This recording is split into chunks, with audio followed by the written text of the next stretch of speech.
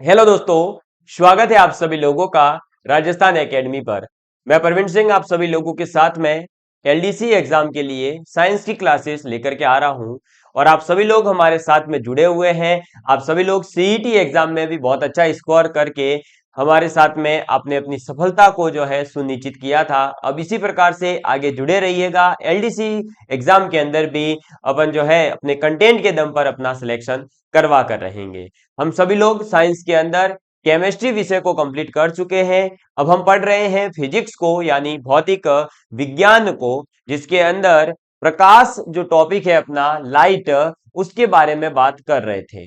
हम लोगों ने कल लास्ट क्लास के अंदर जितने भी प्रकार के दर्पण थे, जिसमें उत्तल और अवतल दर्पण को अपन ने अच्छे से समझा था कि उत्तल दर्पण क्या होते हैं, इनके प्रतिबिंब कहाँ बनेंगे, और उत्तल के बाद में अवतल दर्पण को अपन ने समझा था और ये जाना था कि इनसे किस किस प्रकार के प्रतिबिंब बनते हैं। बड़े छोटे सभी चीजों के बारे में अपन ने जान लिया था।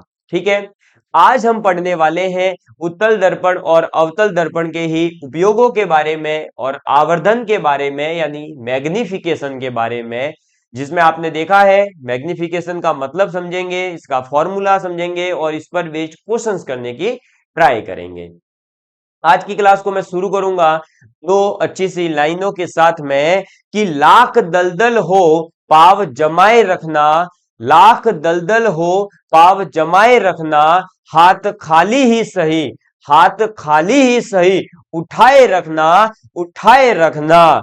कौन कहता है चलनी में पानी नहीं टिकता, कौन कहता है चलनी में पानी नहीं टिकता, बस बर्फ बनने तक का हौसला बनाए रखना, हौसला बनाए रखना। तो दोस्तों, आप लोग जो है अपने हौसले को बनाए रखिएगा। अपने संघर्ष की जो ये कहानियां आप जो लगातार अपना संघर्ष करते जा रहे हैं, ये संघर्ष जो है एक दिन एक संघर्ष की कहानी बनेगा जब आप सफल हो जाएंगे। और इन्हीं लाइनों के साथ में आज की क्लास को मैं शुरू करूंगा। तो सबसे पहले आज आप अपनी सभी कॉपियों में जो भी आपकी जो है पेन वगैरह लेकर के बैठ जाइए और लिखना स्टार्ट करिए। तो सबसे पहले लिखेंगे आप सभी लोग अवतल दर्पण के उपयोग। आज की हेडिंग डालिए अवतल दर्पण के उपयोग। ठीक है, अवतल दर्पण के उपयोग के बारे में आज अपन पढ़ने वाले हैं। तो सबसे पहले इसका उपयोग होता है जो हमारा सोलर कुकर होता है। सोलर कुकर का मतलब है जो सूर्य से आने वाली किरणें हैं उनके माध्यम से जो है भोजन बनाया जाता है। जैसे आपने देखा होगा आजकल जो पंचायतें वगैरह हैं उन सभी के ऊपर छतों पर जो है एक ब्लैक कलर की इतनी बड़ी बड़ी बड़ी बड़ी चादरें बिछा दी जाती है ना। वो क्या है आखिर में? वो सोलर प्लेट है जो क्या करती है, सूर्य की किरणों को विद्युत ऊर्जा में बदलती है। वैसे ही सोलर कुकर भी होते हैं जो कि आपके सूर्य की किरणों का उपयोग खाना बनाने में कर सकते हैं। तो ऐसे जो सोलर कुकर होते हैं उनके अंदर अवतल दर्पण का उपयोग किया जाता है। तो आप लिखेंगे पहला उपयोग जो है वो सोलर कुकर में होता है। ठीक है, सोलर कुकर में। ठीक, चलो दूसरा आप लिखेंगे सोलर कुकर के बाद में गाड़ी के जो अपनी बाइक्स है, अपनी बड़ी फोर व्हीलर है, उनके जो हेडलाइट्स होती है उनके अंदर। और इसके साथ साथ आप लोगों ने अगर एक दीवार मूवी देखी हो तो उसमें हीरो जो होता है उसके सिर पर आपने देखा होगा कि एक हेलमेट लगा होता है जिसमें आगे लाइट लगी होती है, जिसे कहा जाता है सर्च लाइट, है ना। वो सर्च लाइट जो होती है उसके अंदर भी अवतल दर्पण का उपयोग किया जाता है। ठीक, तो आप लिखेंगे दूसरा गाड़ी के हेडलाइट, दूसरा पॉइंट लिखेंगे गाड़ी के हेडलाइट तथा गाड़ी के हेडलाइट तथा सर्च लाइट में, कौन सी लाइट में? सर्च लाइट में। ठीक है, चलिए नंबर 3 पर आप सभी लिखेंगे आपकी जो आंख है कान है, नाक है, इनके इलाज के लिए जो डॉक्टर होते हैं जिन्हें ईएनटी कहा जाता है, आई नोज टी, है ना, टीथ सॉरी, तो जो आपके आंख है, कान है, नाक है, इन सभी के जो डॉक्टर होते हैं वो आपने देखा होगा कि इलाज के दौरान अपने जो है एक लाइट का उपयोग करते हैं। वो लाइट डालते हैं, फिर एक आगे कांच लगाते हैं, उस लाइट को उस कांच के ऊपर गिराते हैं, जिससे कि अपने कान के अंदर की, आंखों की, नाक का अंदर का जो पूरा भाग होता है वो उन्हें दिखाई दे और वो पता कर सके कि इनके प्रॉब्लम क्या है। जैसे कि मैं अपना ही एक उदाहरण दूं तो मेरे कान में अभी तक लास्ट 2023 तक जो है मेरे कान में इतनी बड़ी एक जो आपके स्लेट आती थी ना, जो पहले अपन लिखते थे चौक जैसी, है ना, लिखने के लिए पाटी पेन जिसे कहा जाता था, वो मेरे कान के अंदर फंसी हुई थी टुकड़ा, और वो पता नहीं कब घुसा था। तो अब मेरे दर्द होना स्टार्ट हुआ था, मैं डॉक्टर के पास गया, उसने जाते ही उससे देख करके पता लगा लिया कि आपके कान में कुछ न कुछ फंसा हुआ है। तो वहां पर उन्होंने किसका यूज किया था? अवतल दर्पण का उपयोग किया था। तो आप लिखेंगे आंख, कान और नाक के डॉक्टर, आंख, कान और नाक के डॉक्टर के द्वारा, नाक के डॉक्टर डॉक्टर के द्वारा उपयोग में। ठीक है, तो इसका उपयोग कहां पर करते हैं? नाक, कान और आंख जो है उसके इलाज में इसका उपयोग किया जाता है।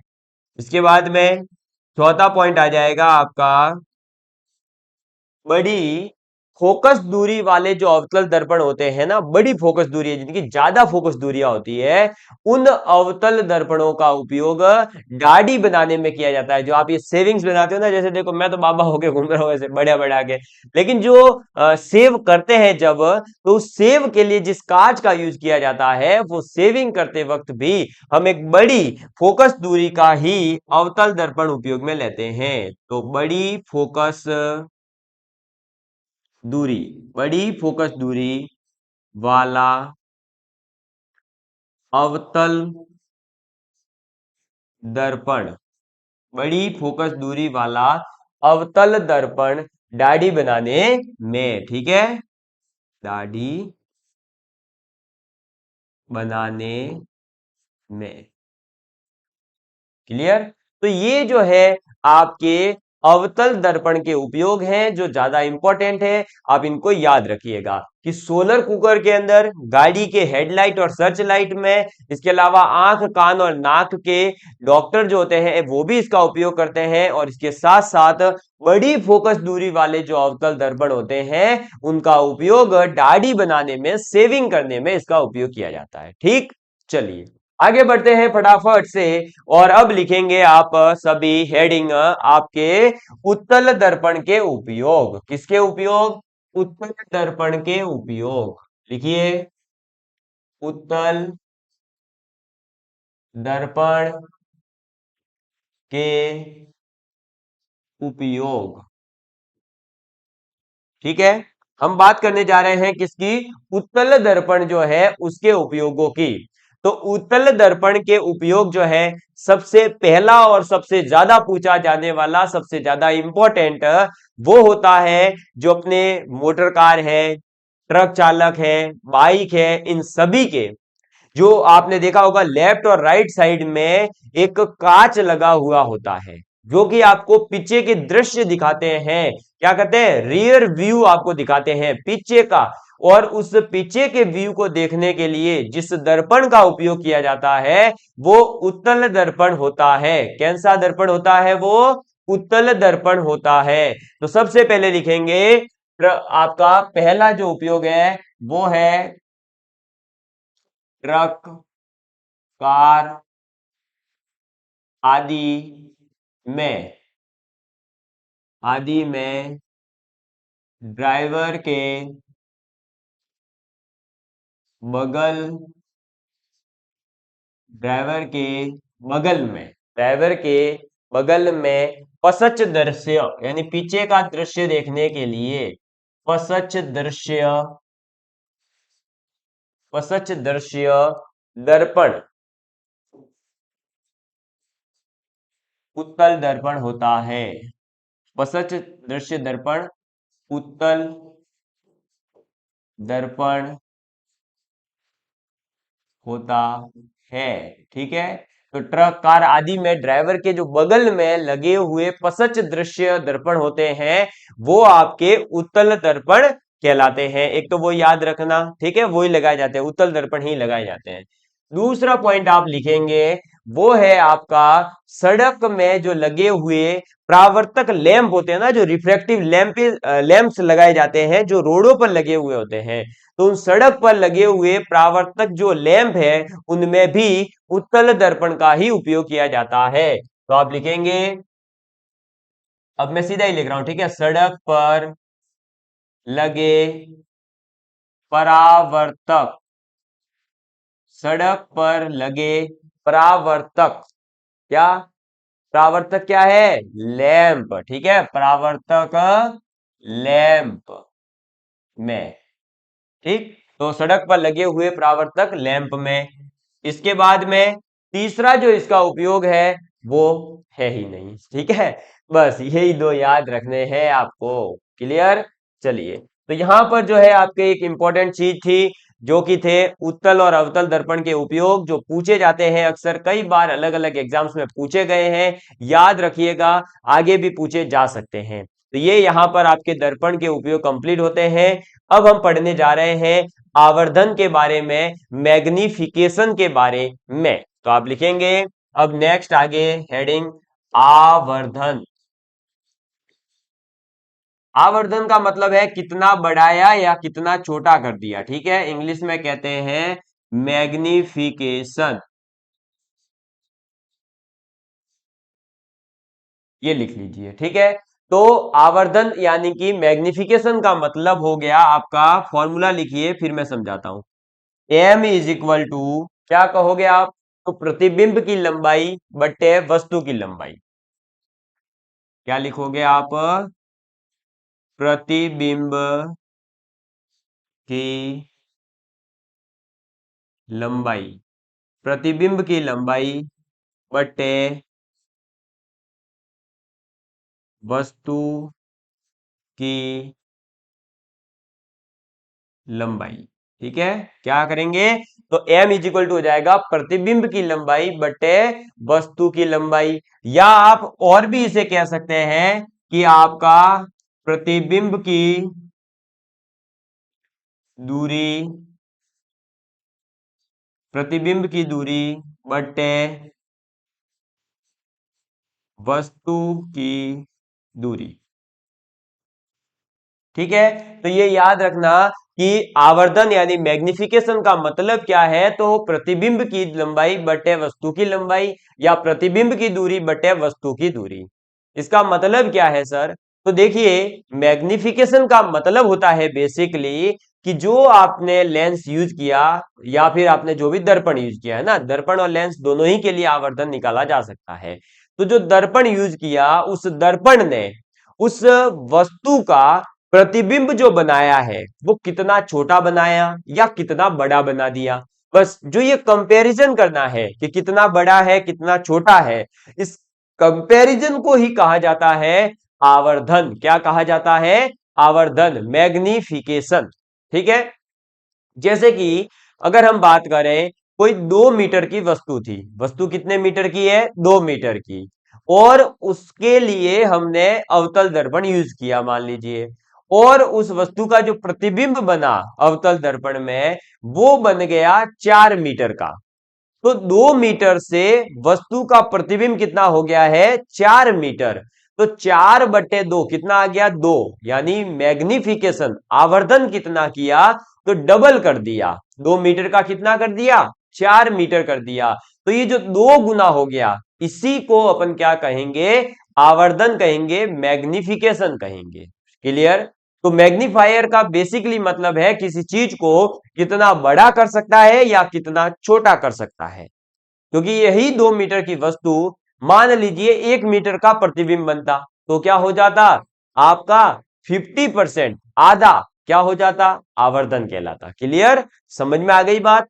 तो अब मुझे उम्मीद है कि आप लोग आवर्धन को समझ गए होंगे। इसका एक बार आप स्क्रीनशॉट लेना चाहो तो ले लीजिए, अदरवाइज अपन जो है अब आगे की तरफ बढ़ते हैं और आगे की तरफ अपना एक बहुत ही शानदार सा आपके जो टॉपिक दे रखा है वो आ रहा है, और वो टॉपिक है प्रकाश का विक्षेपण। क्या है, प्रकाश का विक्षेपण, डिस्पर्सन, डिस्पर्सन ऑफ लाइट।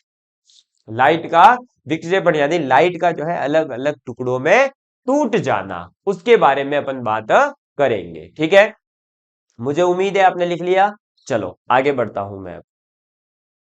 अब अपने हेडिंग डालिएगा प्रकाश का विक्षेपण, जल्दी से। क्या हेडिंग है अपनी अब, प्रकाश का विक्षेपण। ठीक है, यानी कि डिस्पर्सन ऑफ लाइट के बारे में बात करने जा रहे हैं। तो बात है 1666 की, कब की बात है, तो 1666 ईस्वी की बात है। ठीक है, बहुत पुरानी इतिहास की बात है भाई, बहुत पुरानी। हाँ सर, आज तो आप साइंस में हिस्ट्री पढ़ा दो है। हाँ बिल्कुल, मेरा मूड है आज हिस्ट्री पढ़ाने का।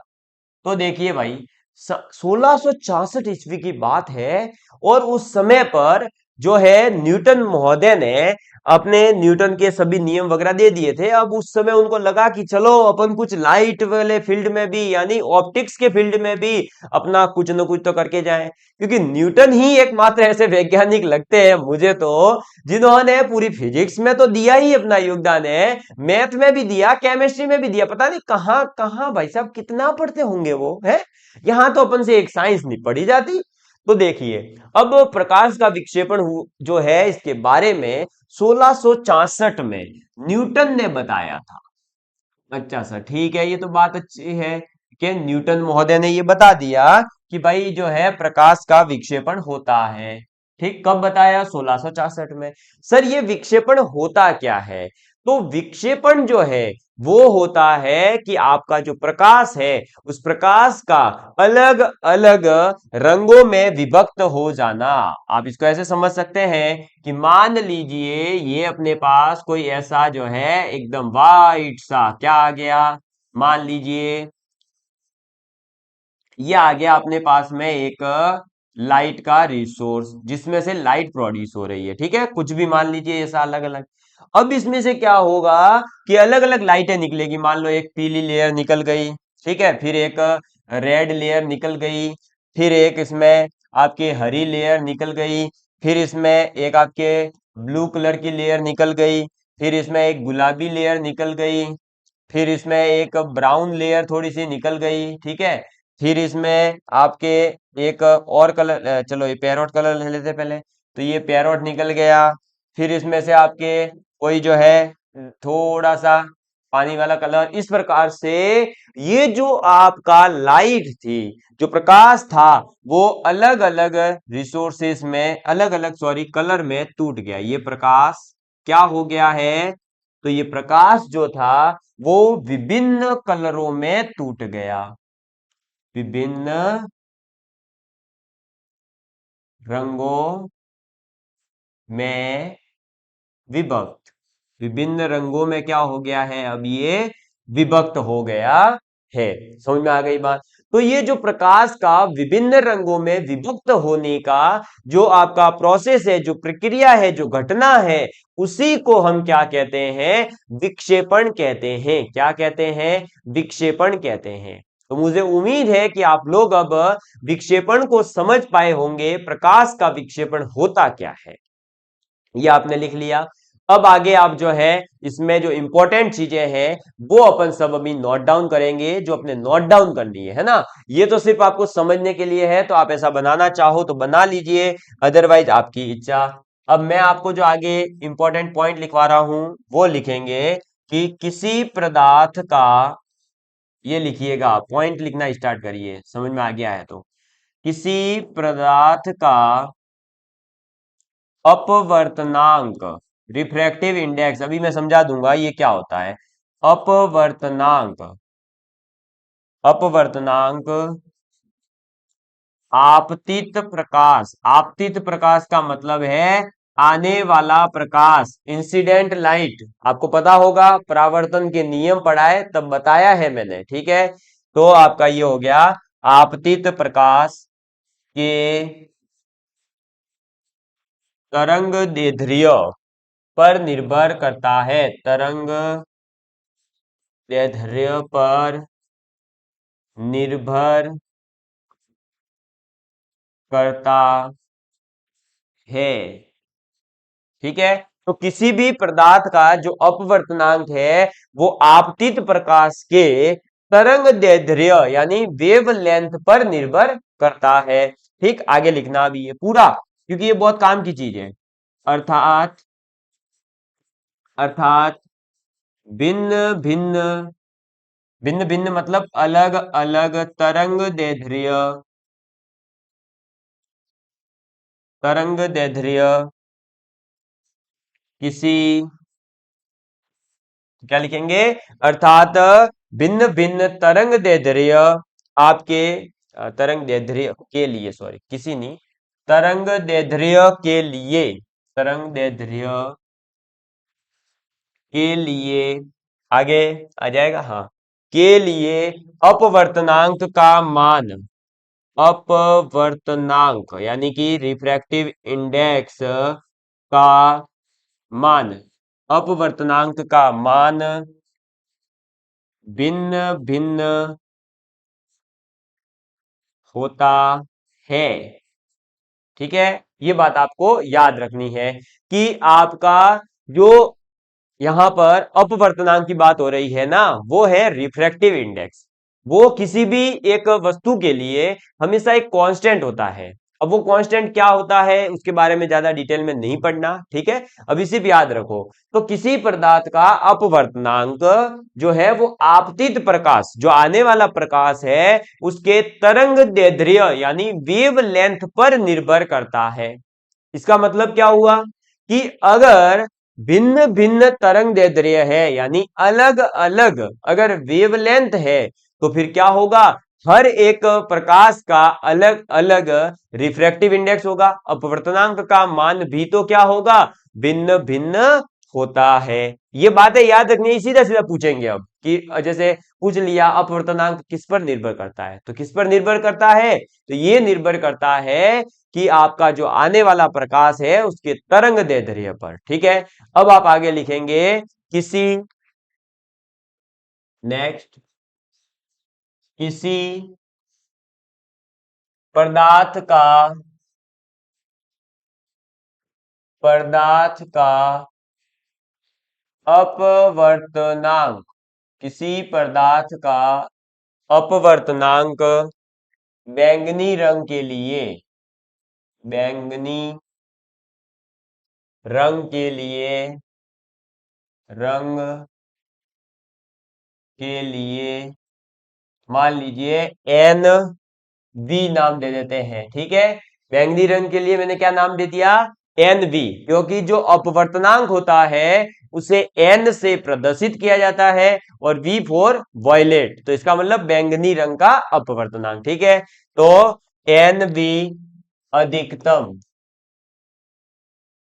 अधिकतम, अधिकतम तथा,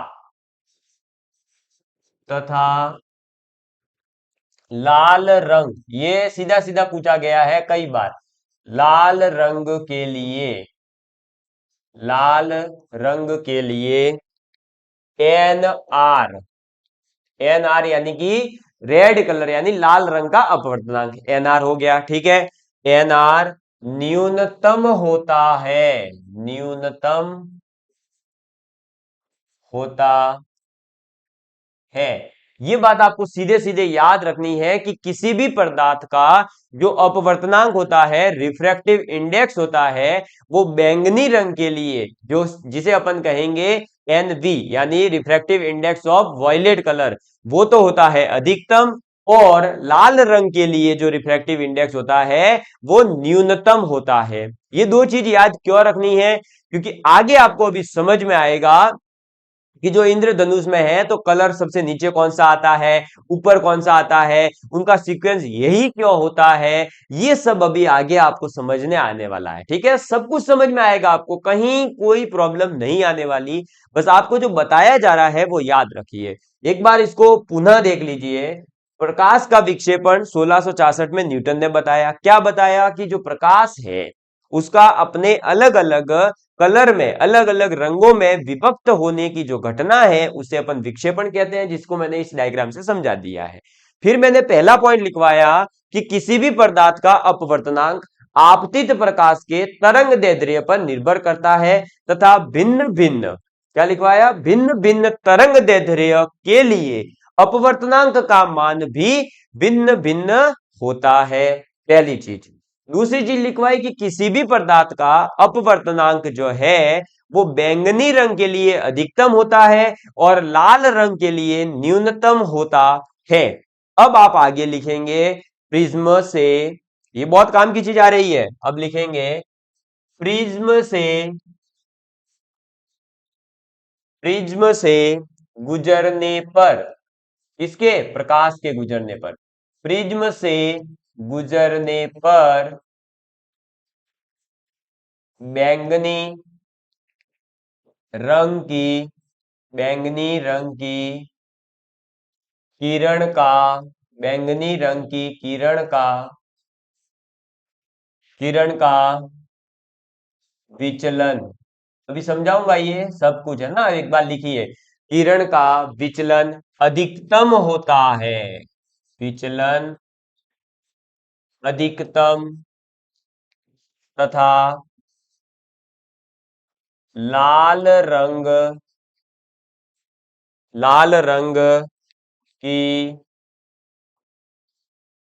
किरण का न्यूनतम, न्यूनतम होता है। तो इसका विचलन जो है वो कैसा होता है, न्यूनतम होता है। तो अब ये पूछा जा सकता है कि जब अपन प्रकाश को प्रिज्म से गुजारते हैं तो किस रंग का अधिकतम विचलन होता है और किस रंग का न्यूनतम विचलन होता है। तो अधिकतम विचलन होता है बैंगनी रंग का। क्यों अधिकतम होता है, क्योंकि इसका जो आपको बता रखा है, क्या बता रखा है, अपवर्तनांक, ये देखो अपवर्तनांक अधिकतम होता है, इसका मतलब इसका विचलन भी अधिकतम होगा। इसका मतलब प्रिज्म से किसी भी प्रकाश को गुजारने पर जो उसका विचलन होगा वो किस पर निर्भर करता है, तो वो निर्भर करता है उस प्रकाश के अपवर्तनांक पर। अधिकतम अपवर्तनांक बैंगनी का था तो अधिकतम विचलन हुआ, और न्यूनतम अपवर्तनांक आपके रेड कलर का था तो लाल रंग का न्यूनतम विचलन हुआ। समझ में आ गई बात। चलिए अब एक इंपॉर्टेंट पॉइंट है आपके लिए, तो आप लिखेंगे कि प्रिज्म से जब, प्रिज्म से, अभी दिखाऊंगा प्रिज्म क्या होता है, प्रिज्म से जब सफेद प्रकाश, यानी कि जो अपन ने अभी पीछे डायग्राम बनाया था ना, ये सफेद प्रकाश यही है, इसका मतलब ये है ना, ये सफेद प्रकाश ऐसा व्हाइट जो अपने ये देखो अभी आ रहा है, आपके घर पे भी आता होगा, टिपलाइट जब चालू करते हो वो वह सफेद प्रकाश वही, ठीक है। तो प्रिज्म से जब सफेद प्रकाश, सफेद प्रकाश गुजरता है, गुजरता है तो, गुजरता है तो वर्ण विक्षेपण होता है। वर्ण विक्षेपण का मतलब वही है प्रकाश का विक्षेपण, यानी अलग अलग कलर में बिखर जाना। वर्ण मतलब कलर ही तो होता है गुजरता है तो वर्ण, वर्ण के ब्रैकेट में लिख देना रंग, ठीक है। वर्ण विक्षेपण, डिस्पर्सन, विक्षेपण होता है। समझ में आ गई बात, क्लियर है आप सभी लोगों के लिए। अब आपको दिखाया जाएगा जो प्रिज्म है वो अलग अलग कलर में कैसे टूटता है और कैसा दिखाई देता है, ठीक है।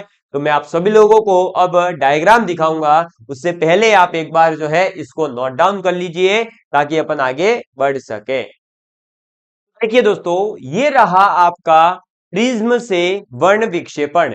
ये जो आपको त्रिभुज जैसा दिखाई दे रहा है ना, इसी को अपन कहते हैं क्या, ये जो देखो मैं रेड कलर का कर रहा हूं, ये त्रिभुज जो दिखाई दे रहा है, ये बेसिकली 3D डायग्राम होता है, यानी कि तीनों भुजाओं में होता है, जैसा आयत वगैरह होते हैं ना, उसी टाइप का ये कांच का बना हुआ पूरा होता है, ठीक है। और त्रिभुज का त्रिभुज होता है बड़ा सा।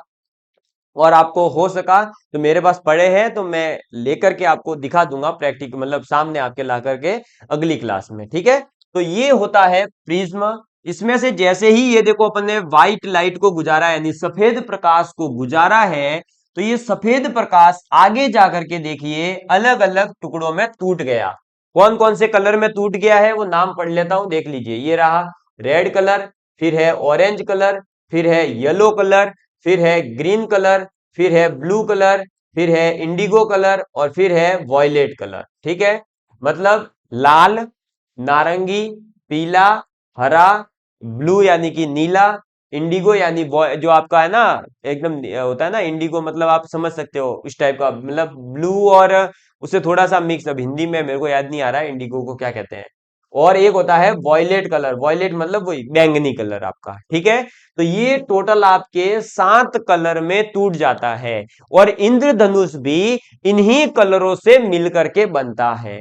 अब उसके अंदर जो ये आपका पैटर्न बनता है, इसमें ये जो पैटर्न है ना, इसको याद आप ऐसे रख सकते हो शॉर्टकट में।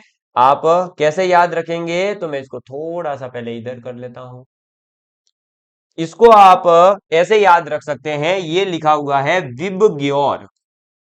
देखो वॉयलेट, इंडिगो और ब्लू, फिर ग्योर यानी ग्रीन, येलो, ऑरेंज और रेड, ठीक है। विबग्योर। और ये जो विबग्योर लिखा जाता है, ये तरंग दैर्ध्य के बढ़ते हुए क्रम में लिखा है। तरंग दैर्ध्य के बढ़ते क्रम में, ठीक है। तो आपका जो ये लिखा गया है विबग्योर, ये तरंग दैर्ध्यों के बढ़ते हुए क्रम में है, यानी सबसे कम जो तरंग दैर्ध्य है वो वॉयलेट की, और सर्वाधिक जो है वो रेड कलर की। इसीलिए विचलन सबसे ज्यादा किसमें हुआ, देखो सबसे नीचे कौन आया, जो स्ट्रेट आना चाहिए था वो पूरा नीचे आ गया, वॉयलेट, यानी सबसे ज्यादा विचलन इसमें होगा। और सबसे कम विचलन किसमें हुआ, रेड कलर में, बिल्कुल थोड़ा सा टिल्ट हुआ है। और जो ये सफेद प्रकाश का इस प्रकार से अलग अलग टुकड़ों में टूट करके ये जो 7 कलर बनते हैं, इसे अपन स्पेक्ट्रम कहते हैं। ये जो इस प्रकार से पूरा व्यवस्थित पैटर्न बनता है ना, इस व्यवस्थित पैटर्न का नाम दिया जाता है साइंस के अंदर स्पेक्ट्रम। क्या नाम दिया जाता है, स्पेक्ट्रम, स्पेक्टर नहीं, स्पेक्ट्रम, ठीक है। ट्रम लास्ट में आता है, स्पेक्ट्रम। तो ये है आपका प्रकाश का विक्षेपण, डिस्पर्सन ऑफ लाइट, जो मुझे उम्मीद है कि आप लोग समझ पाए होंगे। ज्यादा टफ नहीं है, थ्योरेटिकल क्वेश्चन जो है आपका वही है। इसके अंदर 3 से 4 पॉइंट है, वो याद रखना, और एक ये कलर का ऑर्डर याद रखना, और ये किस ऑर्डर में लिखा गया है, तो तरंग दैर्ध्य के बढ़ते क्रम में लिखा गया है, ये याद रखिएगा आप, ठीक है। तो मुझे उम्मीद है कि इतनी जो चीजें हैं आज आप समझ पाए होंगे, और इनको आप नोट डाउन भी कर लिए होंगे। तो अब मिलेंगे अपन अगली क्लास में, तब तक के लिए bye bye, love you all of you, please take care and please share with your friends. जय हिंद, जय भारत।